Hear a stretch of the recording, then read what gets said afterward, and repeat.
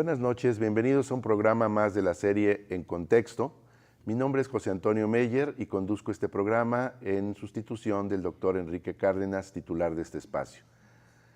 Bueno, como lo hemos visto en los últimos programas, hemos establecido una secuencia de programas dedicados a Puebla Retos de Futuro, en el cual estamos tratando de analizar los aspectos de carácter económico, social, cultural, incluso tecnológico, que tienen que ver con esta Puebla que va a renovar a sus autoridades en las próximas semanas, en los próximos meses. Y bueno, hemos tratado de ir analizando cuáles son los temas que se deberían considerar para la nueva agenda de gobierno. Hoy vamos a platicar un poco sobre los indicadores económicos, seguir ahondando sobre los temas de salarios, de pobreza, desigualdad. Y está con nosotros hoy el maestro Manuel López. Él es el coordinador del Observatorio Interinstitucional de Salarios de la Universidad Iberoamericana Puebla. Bienvenido, Miguel. Muchas gracias, doctor, por la invitación. Pues la primera pregunta sería, ¿cómo está el Estado? ¿Cómo interpretan ustedes desde el observatorio los principales indicadores económicos de nuestro Estado en los últimos años, ¿no? ¿Qué nos deja para los próximos gobiernos? Pues un panorama general. Claro que sí, doctor. Bueno, primero que nada, muchísimas gracias por la invitación. Para mí es un placer estar el día de hoy aquí con usted en este programa que me parece que es muy relevante en términos del análisis que se busca hacer y sobre todo esta coyuntura electoral, ¿no? Que es un país que lo hemos nombrado como que el país en juego a veces, el 2018. Entonces, bueno, platicando un poco en torno a lo que vemos respecto en materia económica, Puebla es un estado, digamos, un tanto complicado y cada vez está complicando más. Es un estado con un alto nivel de desigualdad. Si nosotros observamos los datos que ofrece la Encuesta Nacional de Ingreso y Gasto de los Hogares, lo muestra como la entidad más desigual, ¿no? Sin este nuevo ajuste que tal vez podemos platicar más adelante que hizo INEGI, pero lo muestra como la ciudad más desigual, también con la unidad urbana con mayor cantidad de pobreza, como la ciudad de Puebla. Nos muestra también un estado con una profundización en términos de aquellos trabajos con condiciones de vida precarias.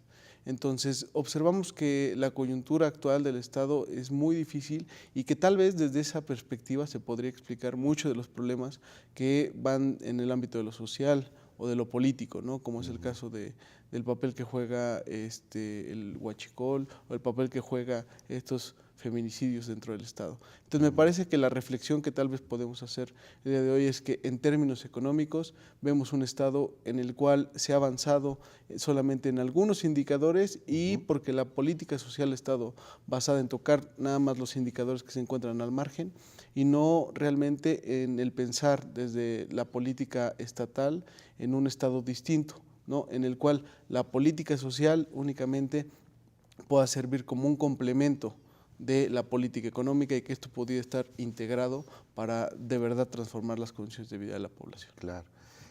Vámonos primero a esta parte económica, ¿no? Es decir, a ver, ¿qué tenemos en cuanto a indicadores macroeconómicos en el Estado?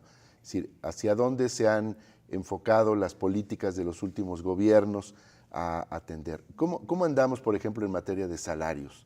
Claro que sí. Mire, lo que tiene que ver con los indicadores macroeconómicos, cuando decimos Puebla es el estado más desigual, si nosotros observamos la medición tal cual, la arrojan las encuestas de hogares, vemos que el coeficiente de Gini, que es este coeficiente que va entre 0 y 1, en el cual 0 es una sociedad completamente igualitaria y 1 es una sociedad completamente desigual, Puebla se encuentra con 0.61.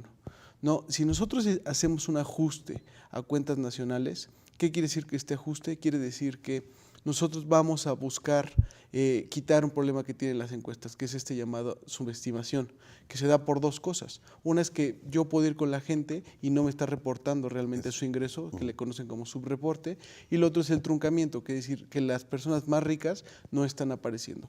El Observatorio de Salarios hizo una nueva medición en la cual busca atender este problema y lo que encontramos es que cuando se ajustan cuentas nacionales, el coeficiente de Gini para Puebla sube a 0.81 Y ahorita diremos algunos de los indicadores.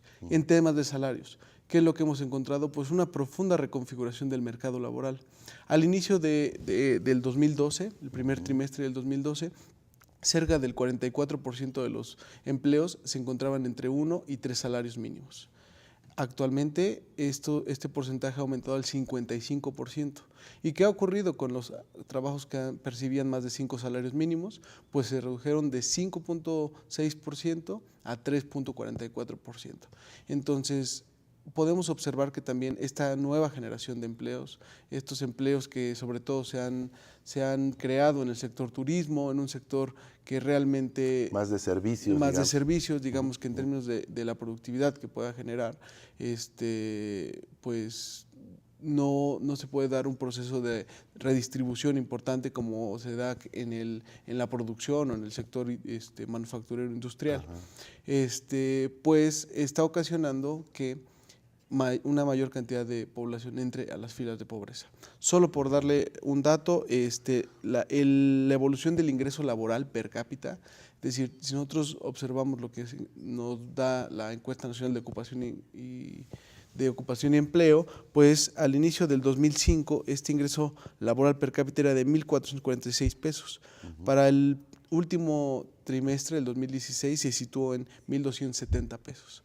Entonces, estos trabajos, dado la participación que tienen los mismos salarios dentro de la producción, dada la participación que van teniendo o lo que le va tocando a los trabajadores, está cayendo porque es también una dinámica nacional, pues estamos observando que el salario real que están percibiendo los trabajadores en promedio en Puebla está disminuyendo de manera, digamos, constante. Hay un poco esta percepción de que Puebla ha crecido económicamente en los últimos años, que la inversión en Audi o incluso en algunas otras empresas ha generado mayor número de empleos y por tanto esto detonará en un desarrollo subregional, ¿no?, a nivel de esta zona de influencia que tendrá Audi, o incluso que ha habido inversión en otras regiones del estado. Pero tú dices, más bien hay una reconfiguración. ¿Cómo podíamos interpretar esto para el público? ¿Realmente ha aumentado la masa de trabajadores? ¿Sí hay más empleo? ¿O lo que sucede es que hemos empezado esta reconfiguración, como en muchas economías, de pasar de una economía de producción industrial a una economía más de servicios? Claro que sí. Miren, lo que me comenta me parece que es muy importante y sí hay que, digamos, buscar ejemplificarlo de una mejor manera. Sí, hay una mayor cantidad de trabajadores en el mercado laboral que están ocupados, eso es cierto, o sea, hubo generación de empleos, pero esto siempre lo tenemos que contrastar con lo que les toca a estos trabajadores y que tiene que ver con la misma dinámica productiva del Estado. Si nosotros vemos los censos económicos de 2009, pensemos que la economía del Estado es un pastel. Bueno, en el año 2009, de este pastel, el 27% se lo quedaban los trabajadores. Tú estás generando cerca de casi 300,000 nuevas necesidades de trabajo, casi, ¿no?, para este periodo. ¿Y qué es lo que ocurre para 2014? Pues que este pedazo de pastel que le toca a los trabajadores se redujo y pasó de que les tocara el 27% a que solo les tocara el 20%. Entonces, está creciendo la cantidad de trabajadores. Estos son trabajadores con ciertas características que ahorita las podemos platicar, como los niveles de escolaridad, y que les está tocando en términos del pastel de la producción cada vez menos. Entonces, estamos ingresando a una mayor cantidad de personas al mercado de trabajo, ¿no?, que perciben salarios, pero lo que les toca es cada vez menos. Sí, esto es verdadero. Sí, porque por una parte aumenta el número de trabajadores, pero por otra parte se pauperiza la economía, ¿no? Sí, no logra realmente impactar de una manera determinante la vida de las personas, ¿no?, la vida cotidiana de las personas. Vamos a hacer nuestro primer corte. Estamos en su programa En Contexto.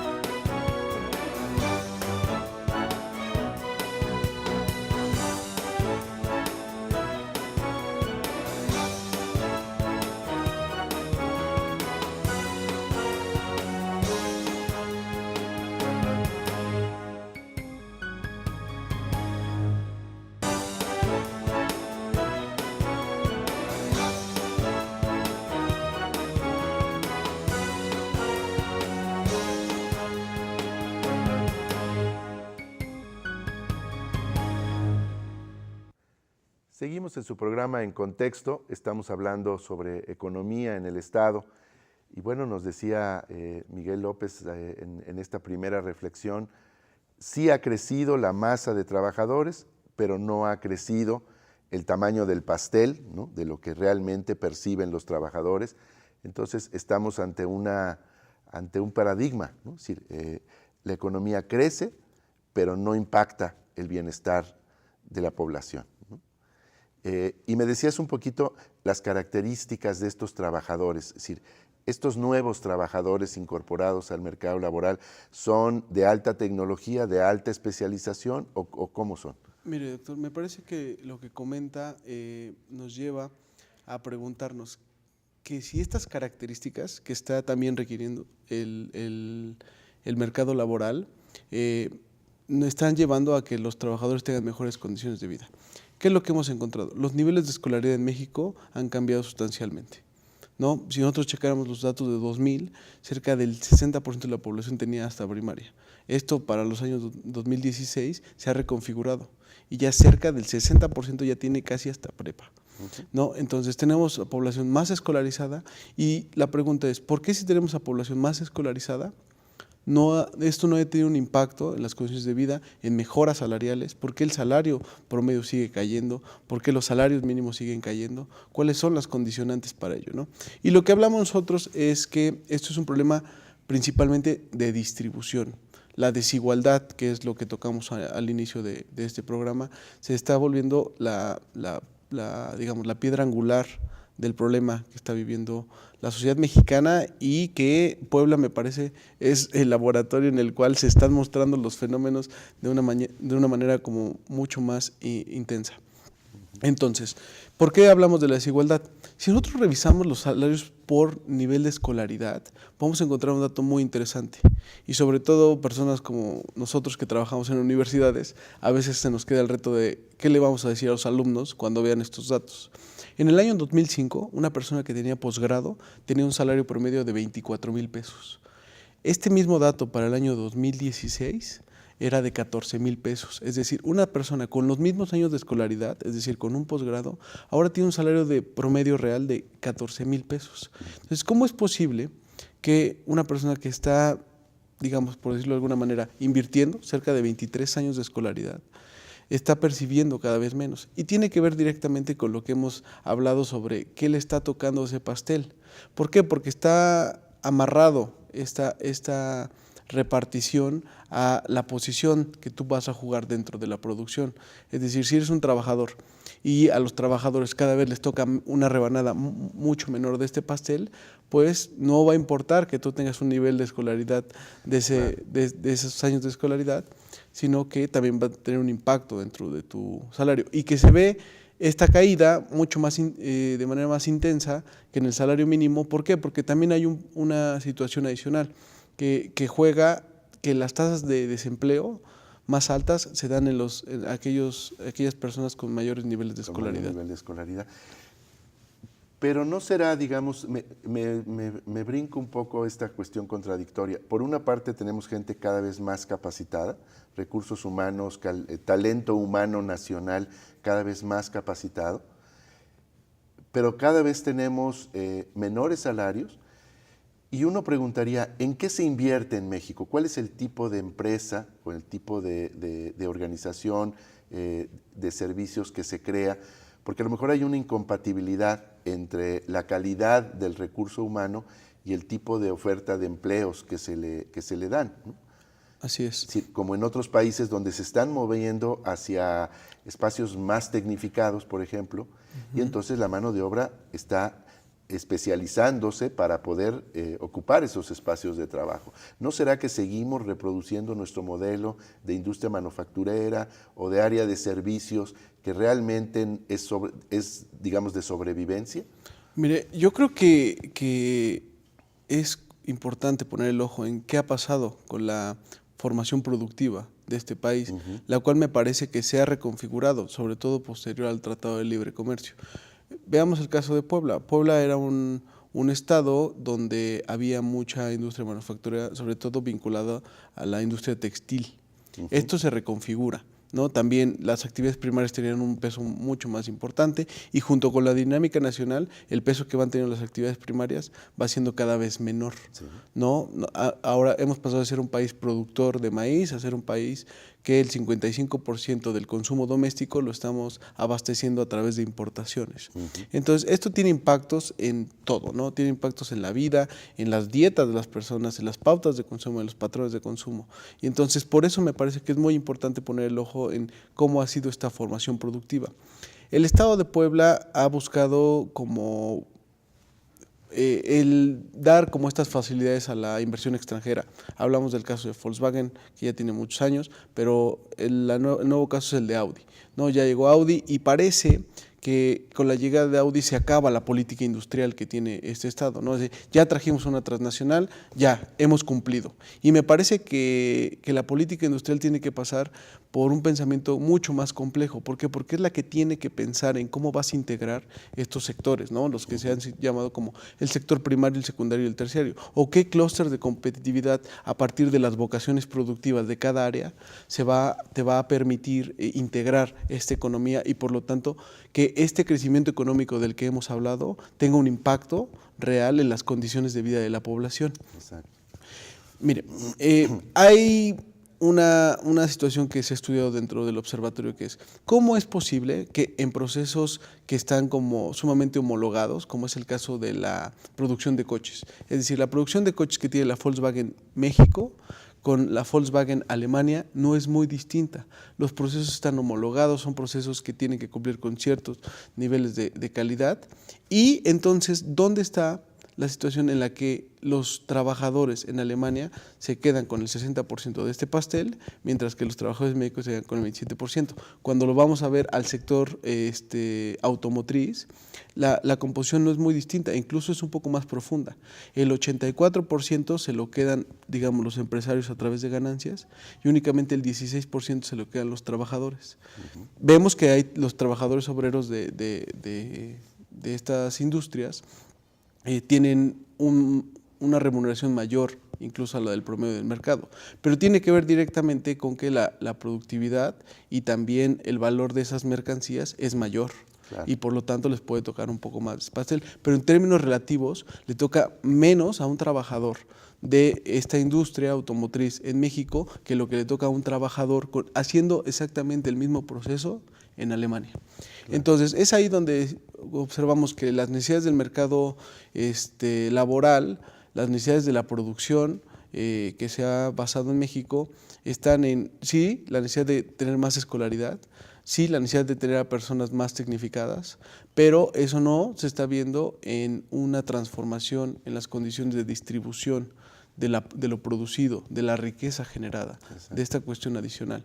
Entonces, creo que es un poco la explicación que le hemos dado. Nos parece que sí habría que ir pensando, que creo que este espacio va a ir dando como para la reflexión de ¿y hacia dónde? ¿Qué es lo que tiene que ocurrir para que esto...? Sí, porque, digamos, ¿hasta qué punto la economía del Estado puede absorber la demanda creciente de empleo, ¿no? Tanto de los jóvenes que egresan de las universidades como de los otros jóvenes que a lo mejor no han tenido las oportunidades de educación, pero que también demandan incorporación, claro, al mercado de trabajo como forma de resolver su situación de manutención? Si tenemos ese dato, más o menos como cuántos empleos se requerirían crear en Puebla para poder más o menos atender la demanda de trabajo. No tenemos el dato preciso y sobre todo tiene que ver con un proceso que también está viviendo Puebla, que es que Puebla como ciudad universitaria también tiene mucha migración de alumnos, digamos, de todo el sureste. Entonces no sabemos cuántos se quedan y cuántos se regresan. Claro. Y por lo tanto esas necesidades pues van siendo dinámicas en términos de lo que va requiriendo hacer la producción. Pero lo que sí me parece que podemos mencionar es que la política industrial que se ha llevado en el Estado no está permitiendo integrar estas actividades productivas. No está haciendo un análisis de la vocación productiva que tiene cada una de las regiones. Por ejemplo, la Sierra Norte del estado, pues, ¿qué características, cuáles son las condiciones en términos de decir qué es lo que se puede explotar ahí, qué se puede generar ahí, sin que necesariamente llegara alguien y dijera, voy a poner una empresa ahí? No, ¿qué puedes generar desde ahí que se puede integrar con lo demás del estado? Me parece que es ahí donde está el reto de pensar distinta a la política industrial y salirnos un poco de la dinámica de lo que ha hecho el país, ¿no? Que es la traída de la inversión extranjera directa, y ahí es donde se acaba la política industrial. O dejar que el mercado se autorregule, ¿no? Exacto. Es decir, bueno, el gobierno no mete las manos y cada quien pone lo que quiere, donde quiere y como quiere, ¿no? y veremos los resultados, ¿no? Y bueno, la falta de una política de fomento industrial, ¿no? Lo que ha provocado es precisamente que pues prácticamente haya zonas de abandono, ¿no? Y haya zonas de concentración. Así es. Hemos hablado en este programa básicamente el crecimiento tan desmesurado que ha tenido la zona metropolitana de Puebla. Así es. En donde se concentran los servicios, en donde se concentran la mayor cantidad digamos, de recursos de la entidad, y el abandono que hay en el interior del estado, ¿no? Donde también habría, como bien lo dices, muchas vocaciones, muchas potencialidades que no se están aprovechando en beneficio del estado, ¿no? Así es. O sea, esta situación me parece que es nodal y que se vuelve uno de los principales retos que tiene que vincular el Estado. Es cómo tú le dejas digamos, a esta industria privada que tiene pues prioridades intrínsecas a la misma empresa, toda una política que habla de más bien qué fichas son las que hay que poner en torno a que esto pueda transformar las condiciones de vida. Y cuando decimos, bueno, a ver, este país ha crecido en términos reales, porque es un crecimiento pírrico del 1%, en términos reales. Pero ese 1%, cuando nosotros lo desagregamos, cómo se distribuye, es donde empezamos a ver qué tan concentrado está este crecimiento económico. Claro. De este 1%, 0.8% se lo debemos al sector exportador, y únicamente el 0.2% al mercado interno. Okay. Entonces, de este 0.8%, únicamente se queda en cerca de 400 grupos exportadores, okay, ¿no? Que nos habla de que crecemos poco, lo que crecemos se lo debemos al sector externo, y un sector externo sumamente concentrado. Claro, muy bien. Pues vamos a hacer nuestro siguiente corte. Estamos con ustedes en Contexto.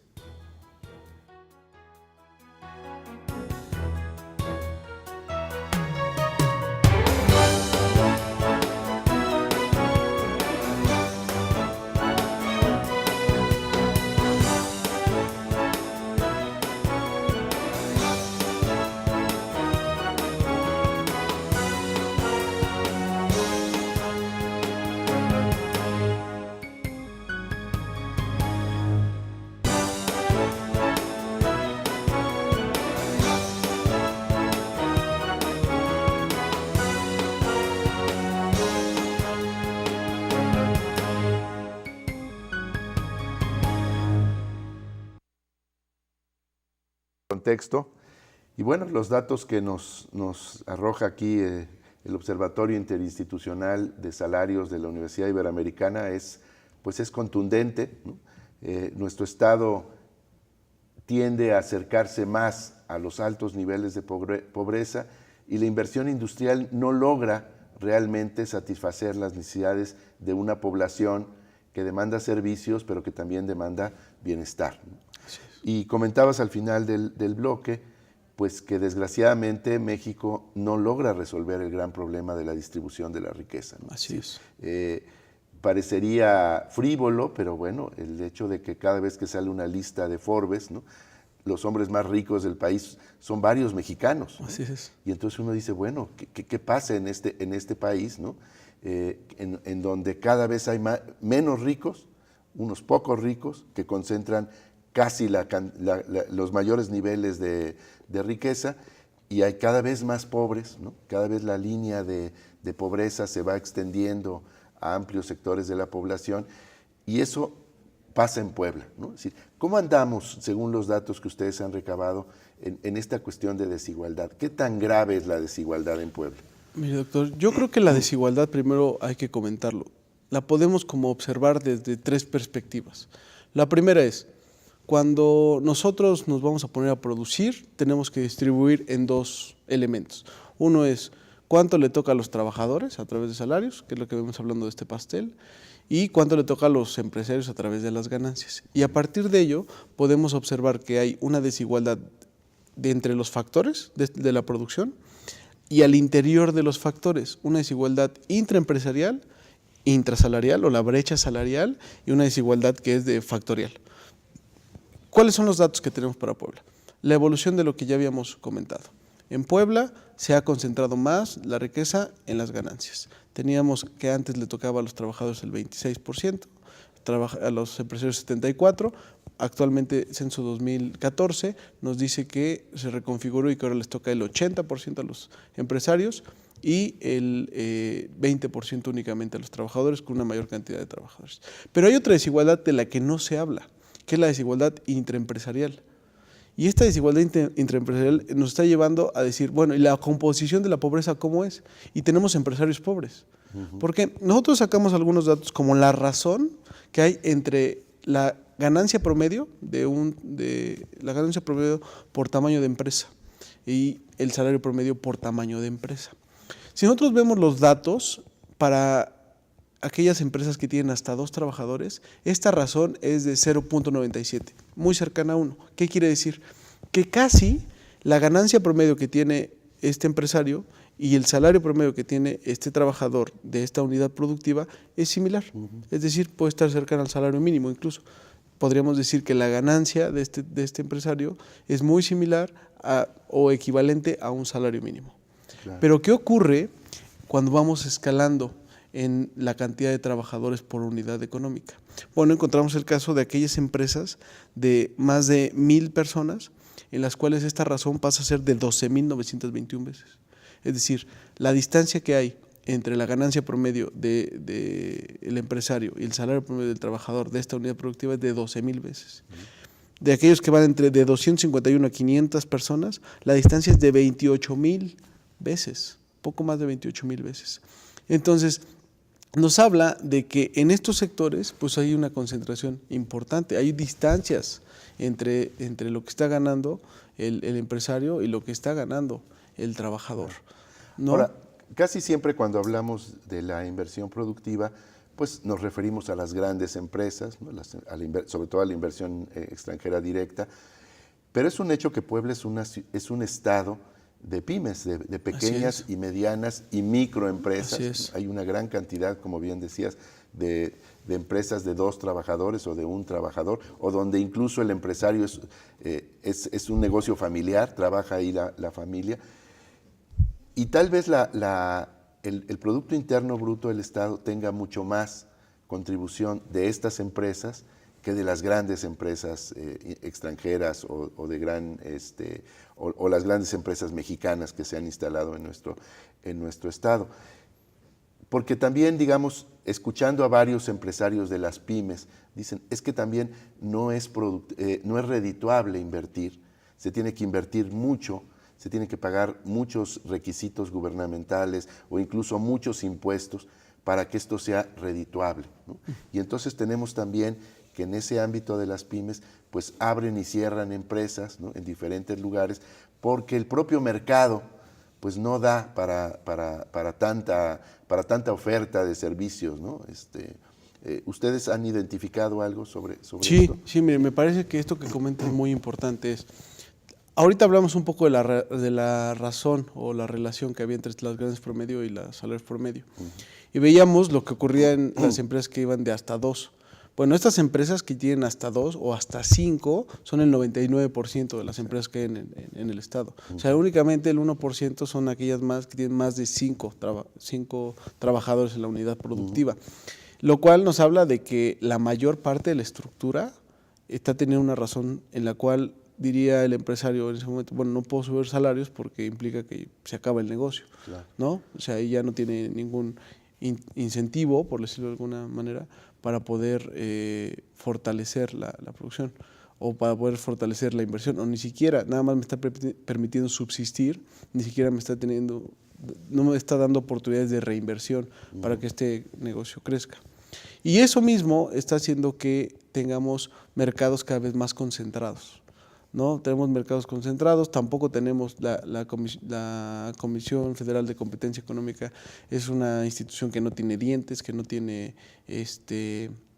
pues ningún mecanismo vinculatorio para poder de manera real desconcentrar los mercados, y seguimos fortaleciendo esta situación en la que pues tenemos impuestos regresivos, le rompemos la misma progresividad a un impuesto como el ISR, dado que todavía existen estos regímenes especiales para las grandes empresas, ¿no? Que les permite consolidar, que les permite diferir, que permite que paguen entre el 1 y el 13% de sus utilidades, cuando el resto paga poco más del 30%. Entonces, esta situación también lleva a que existen estos mercados concentrados, ¿no? Que estas unidades productivas no tengan posibilidades de reinversión y que por lo tanto tampoco tengan posibilidades de competencia. Claro. ¿No? Y que me parece que donde se centra el problema, y también lo tenemos que ver desde esa manera, es en que ellos van a atender a un mercado interno que está completamente deprimido, porque también el poder adquisitivo del salario va en caída libre. Y los trabajadores en el peor de los mundos, ¿no? Digamos, los empresarios la ven mal, pero imagínense los trabajadores de estas unidades productivas, que son los que están en el peor de los mundos, sin seguridad social, sin acceso real a salud, un acceso efectivo.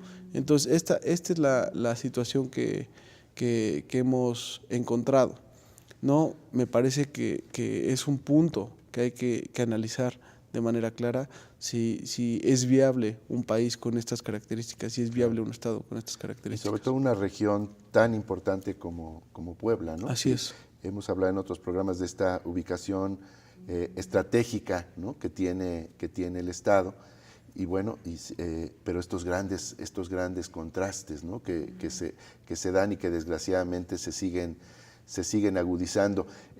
Me comentabas un poquito que el crecimiento que ha tenido la industria turística, tal vez ahí es donde se haya concentrado muchas de las intervenciones gubernamentales de los últimos años.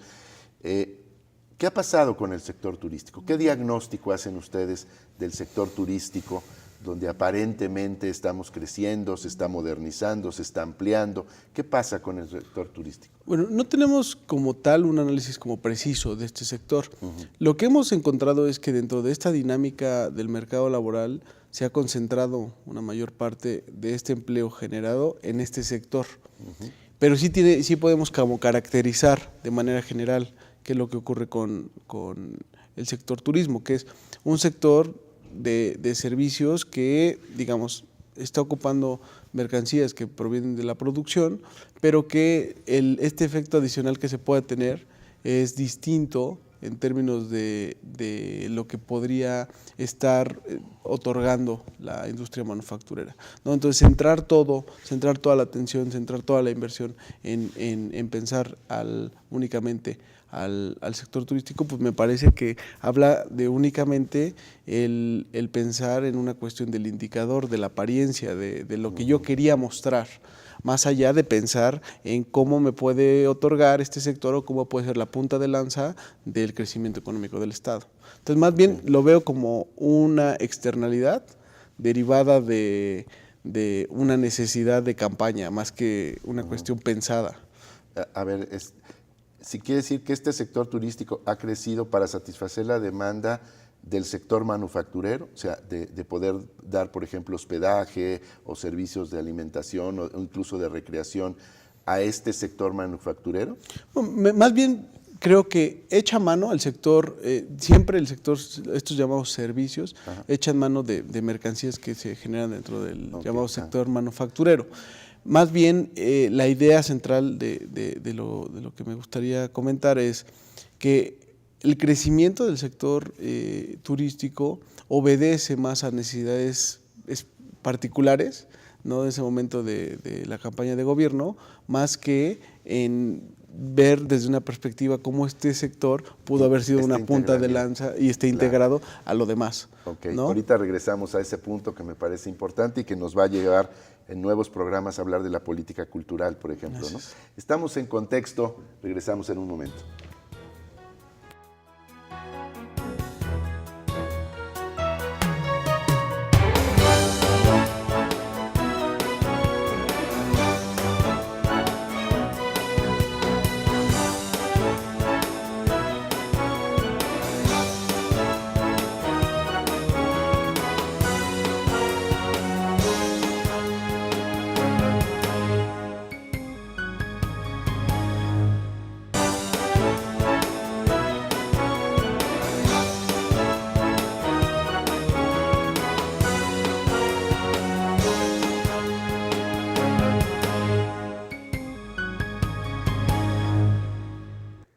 Seguimos en su programa En Contexto y bueno, pues los datos.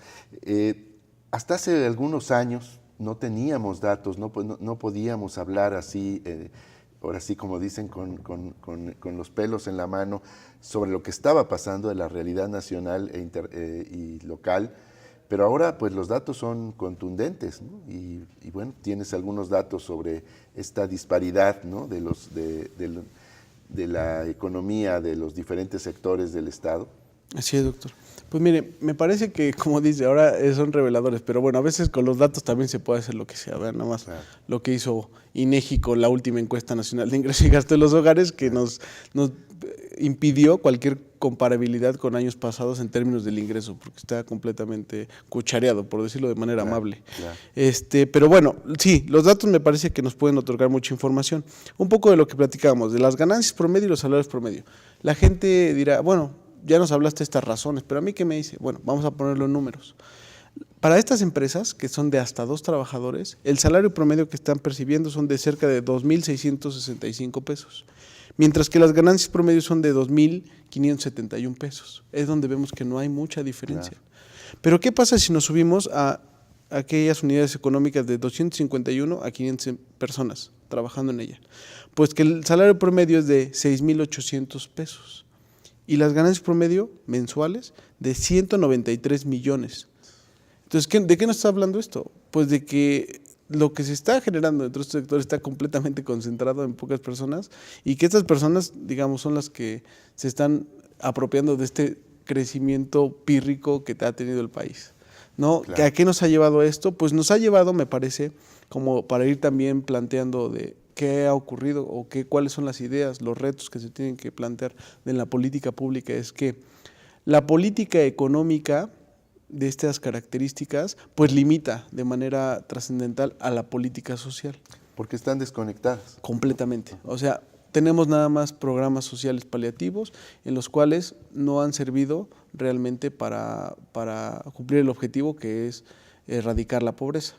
A ver, en el año 94, 53.4% de la población nacional por debajo de la línea de bienestar, por debajo de esta línea que calcula Coneval. Para el año 97 se genera el llamado programa, que en un momento fue Progresa, ¿no? Con 5 millones de beneficiarios. Bueno, actualmente el llamado Prospera, que es lo mismo, tiene 25 millones de beneficiarios. Se quintuplicaron los recursos. Y la pobreza por ingresos, ¿de cuánto es? De 53.4%. Entonces, hemos quintuplicado digamos, el tamaño de los beneficiarios dentro de este programa estrella y eso no ha servido para erradicar la pobreza. ¿Por qué? Porque está desvinculada. La política económica no te ha permitido pues, el hecho de distribuir mejor la riqueza, de que el salario sea como el mecanismo que te permita sacar a estas personas de las condiciones de pobreza, y se piensa que únicamente con estos programas sociales que están completamente desvinculados de esta política económica va a ser suficiente. Claro. ¿A qué ha llevado? Pues a que ahora los estados, como es el caso de Puebla, tengamos una política social del indicador, le llamamos nosotros. ¿Por qué? Porque andamos viendo nada más en qué elementos se puede como transgredir, tantito nada más para mejorar el indicador y dar el anuncio. Por ejemplo, la población, si la vemos por carencias, vamos a ver que el estado de Puebla vemos que ha caído sustancialmente en la población con rezago de acceso a la salud. Pero cuando vemos en dónde ha mejorado, dices, ¿cómo es posible que haya mejorado este indicador cuando pues no tienes nuevos afiliados al IMSS, no tienes nuevos afiliados al ISSSTE? ¿Qué ha ocurrido? Bueno, pues entonces lo que hicimos fue una credencialización completa del Seguro Popular. Este Seguro Popular que no cumple con las mismas características que el acceso integral a la salud, como lo puede otorgar de alguna u otra manera el IMSS o el ISSSTE, y entonces como ya credencializamos, ya mejoramos este indicador, y por lo tanto le pegamos al indicador de pobreza. Y así podemos irnos cada una de las carencias, ¿no? En términos de acceso a seguridad social, Puebla mejoró. ¿Cómo es posible que haya mejorado cuando el problema endémico de este país es la seguridad social? El 58% de la población sigue sin tener acceso a seguridad social.